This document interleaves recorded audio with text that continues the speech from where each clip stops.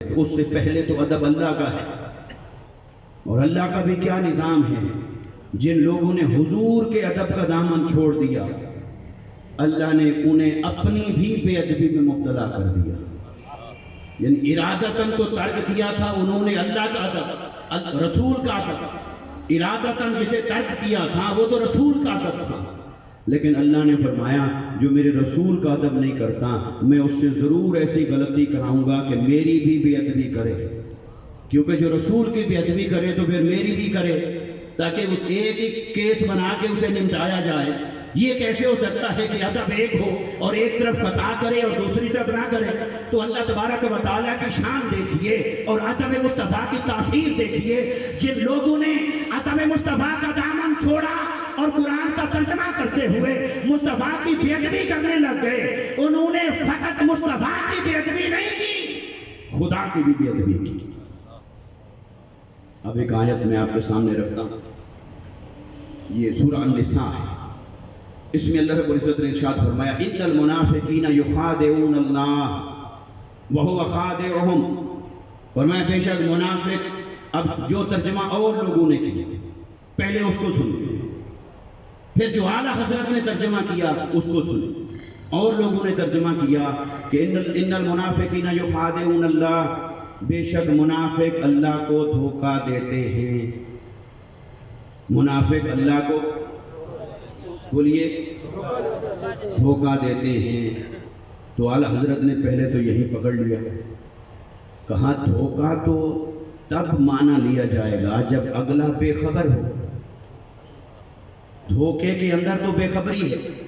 آپ کہتے ہیں نا فلاں نے دھوکہ دیا، دھوکہ اس کو دیا جا سکتا ہے جو اگلا بے خبر ہو.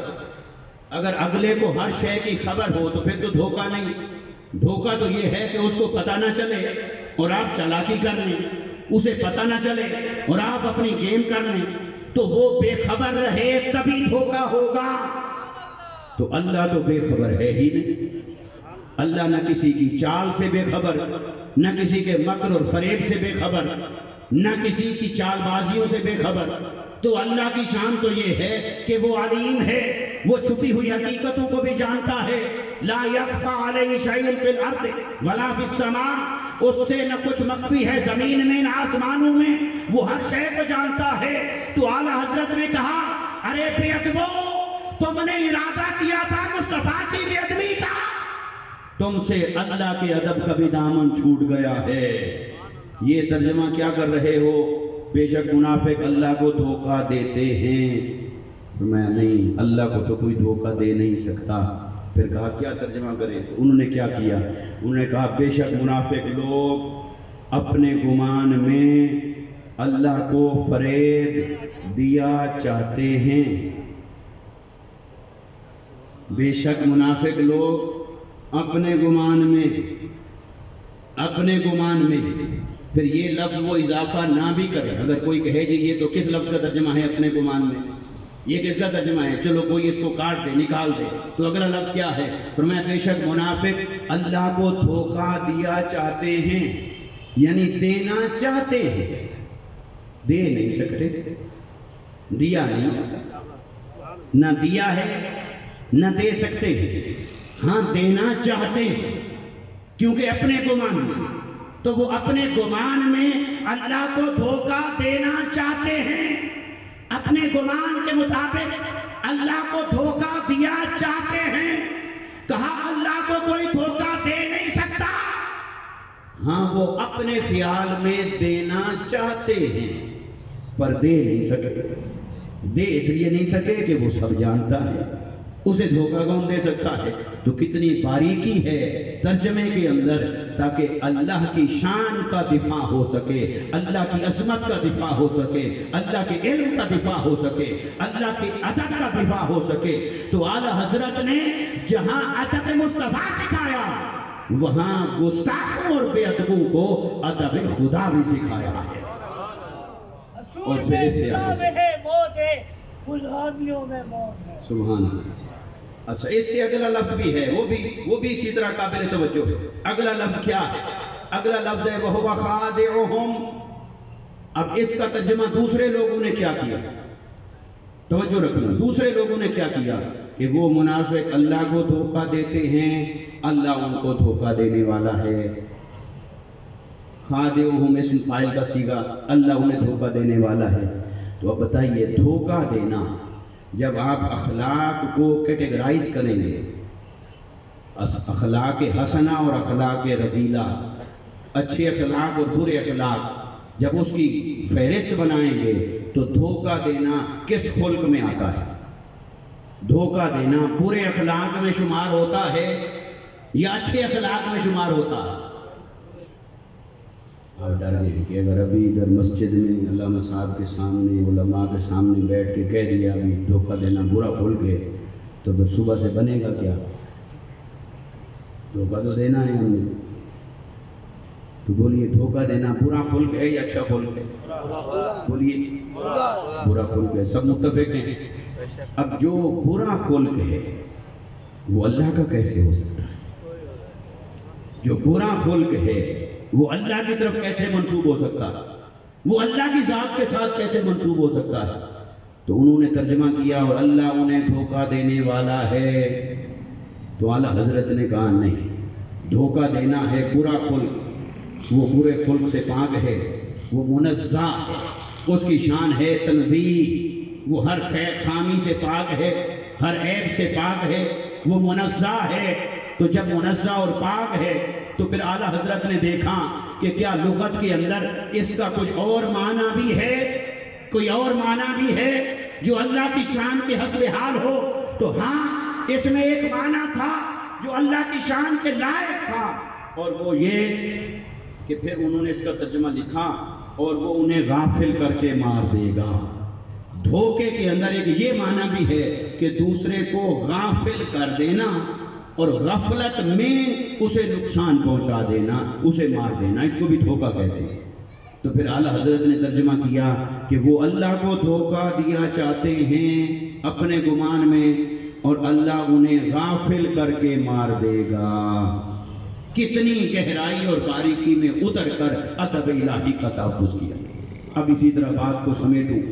آقا علیہ السلام کی شان عشق اور محبت کا بھی پیکر ہوئے، لیکن آقا علیہ السلام کی ذات کے ساتھ وہ والہانہ پن، وہ عشق اور محبت، وہ ادب اور تعظیم، وہ غلامی کا رشتہ، وہ عقل کی بنیاد پر، دلیل کی بنیاد پر، پھر روحانیت کی بنیاد پر، پھر ظاہر اور باطن کی ناموس کی بنیاد پر جو آقا علیہ السلام کی ذات سے تعلق ہوا.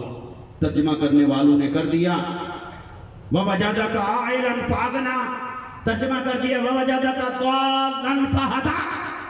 ترجمہ کرنے والوں نے یہ کیا کہ حبیب معاذ اللہ، ہم نے آپ کو راہ سے بھٹکا ہوا پایا یا معاذ اللہ گمراہ پایا، اور پھر ہم نے آپ کو ہدایت دی. تو اعلیٰ حضرت پکار اٹھے، کہاں اور تم پر میرے آقا کی عنایت نہ سہی، نجدیوں کلمہ پڑھانے کا بھی احسان گیا. ارے جو ہدایت دینے کے لیے آئے ہیں انہیں کہتے ہو کہ تمہیں گمراہ پایا یا راہ سے بھٹکا ہوا پایا. ارے مصطفیٰ کا پھٹکے، اس کا ترجمہ کرتے ہوئے تم بھٹک گئے ہو. مصطفیٰ کبھی نہیں بھٹکے، تمہاری گرامر بھٹک گئی، تمہارا علم بھٹک گیا، تمہارا عقیدہ بھٹک گیا، تم خود بھٹک گئے، تم راہ سے اجڑ گئے، تم گمراہ ہو گئے. کہاں یہ حضور کی شان کیسے ہو سکتی ہے؟ تو لغت پہ غور کیا، غور کر کے موتی نکال لائے عشق مصطفیٰ کا، موتی نکال لائے ادب مصطفیٰ کا، گوہر نکال لائے ادب مصطفیٰ کا. اور وہ کیا ترجمہ کیا وَوَجَدَكَ ضَالًّا فَهَدَىٰ. فرمایا حبیب، ہم نے آپ کو اپنی محبت میں گم رفتہ پایا، آپ کو اپنی محبت میں گم رفتہ. دیکھو گم کا معنی تو تھا، دال کے اندر گم کا معنی تھا، مگر گم کس میں ہونا؟ معاذ اللہ راہ گم ہو جائے یہ نبی کی شان ہے؟ جو عالم ارواح سے وعدہ کر کے آیا ہو، جو عالم ارواح سے ختم نبوت کا تاج پہن کے آیا ہو، کیا وہ ماں کے پیٹ سے آنے کے بعد معاذ اللہ راہ سے بھٹک گئے؟ یہ تم بھٹک گئے ہو، یہ مصطفیٰ کی شان نہیں. تو ہاں گم، راہ کا گم ہو جانا، اعلیٰ حضرت نے اسے کیا معنی دیا؟ کہاں اے حبیب تو اور کہیں گم نہیں ہوا، ہماری محبت میں سب کچھ بھولا بیٹھا ہے، اور کہیں نہیں بھولے، ہماری محبت میں آپ بھولے ہوئے بیٹھے ہیں۔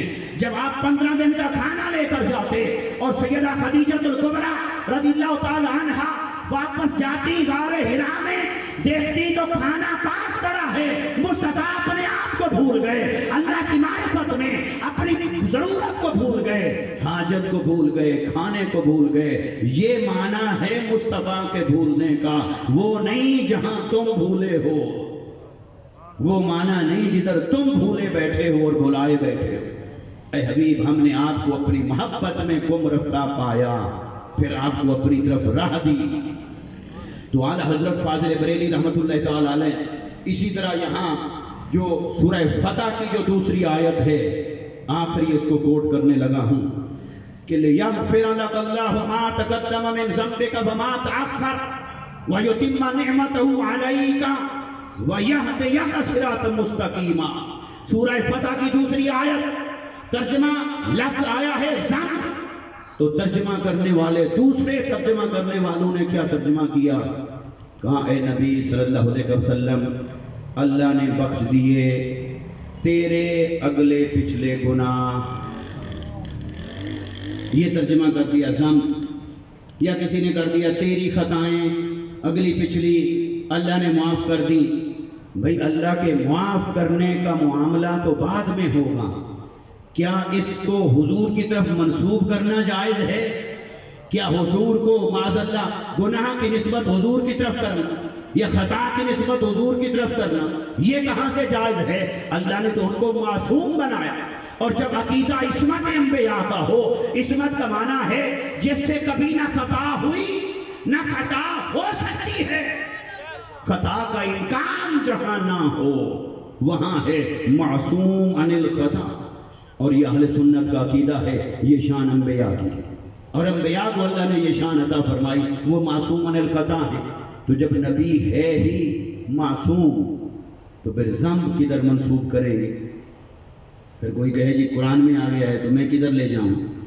بھئی قرآن میں تو آیا ہے، مگر سمجھ کہ اللہ نے اسے حضور کی طرف بھیجا ہے یا حضور کے وسیلے سے حضور کی گناہگار امت کا ذکر فرمایا ہے۔